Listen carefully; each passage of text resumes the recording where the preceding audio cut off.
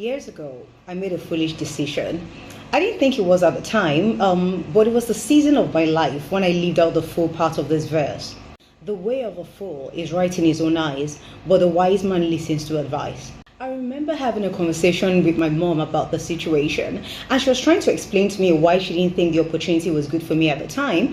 And I remember specifically saying to her, "You're just against me. You don't want me to be happy. Why do you want me to be miserable forever?" I mean, during that conversation, I totally shut off my ears to whatever my mom was saying or whatever anyone else had to say about it. I wanted what I wanted. And if only I'd heeded to sound advice, I would have been spared of mountains of struggles and heartache. So I'm guessing that I'm not the only one who struggled from making a foolish decision. So let's take a look together at 5 signs of a foolish woman. When I say foolish, I'm not speaking of your worth. You're priceless. I'm speaking of a mindset that ignores truth, resists wisdom, and trades purpose for temporary comfort. Heaven declares that you're fearfully and wonderfully made, created to live for purpose, not emotional impulses, fantasies, or borrowed identity. The greatest tragedy is not that a woman makes a foolish decision, but that, through ignorance, she doesn't learn from it. Number 1, a woman that confuses attention with value. This is a woman that feels powerful when she's desired, yet powerless when she's alone. She measures her worth by who wants her rather than who she was called to become. It is known that attention is cheap, purpose is costly. And if you let applause get into your head, you will walk around in circles thinking you're the peak of your achievement, because the world will celebrate your body but ignore your calling, while God will call your purpose and ignore your performance. Number 2, a woman who sacrifices her standards to keep a relationship.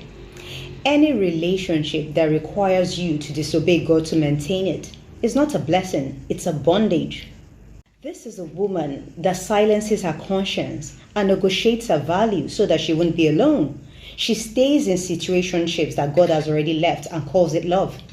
But it is fear of abandonment, fear of starting over, fear of waiting for what is worthy of her.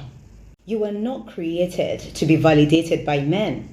You were created to be validated by God, so men can recognize what heaven has already approved.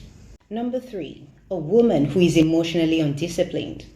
This is a woman that prays for change but refuses to train her mind.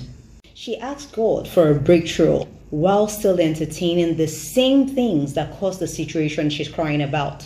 If your emotions can control you, then anyone can manipulate you.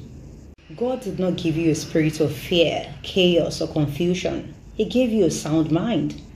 Number 4, a woman who is spiritually active but absent in purpose. This is a woman that goes to a place of worship. She sings, she dances, she quotes scriptures. She's inspired, but she's not transformed. She wants destiny without the discipline. She wants the promises without the process. And she wants the crown without the cross.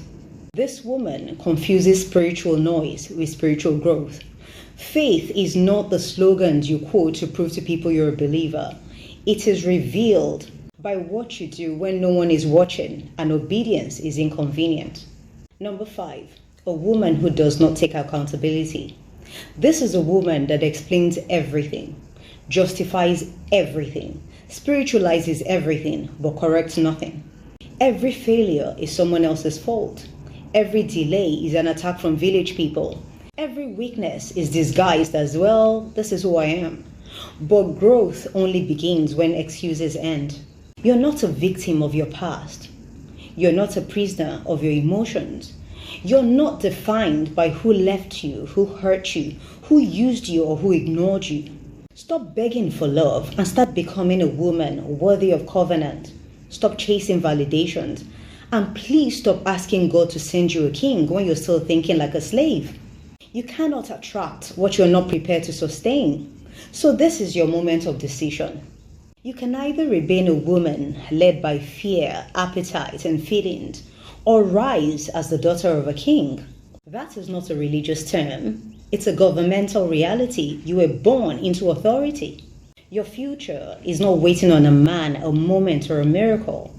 It is waiting on your decision to become whom God already said you are. Namaste.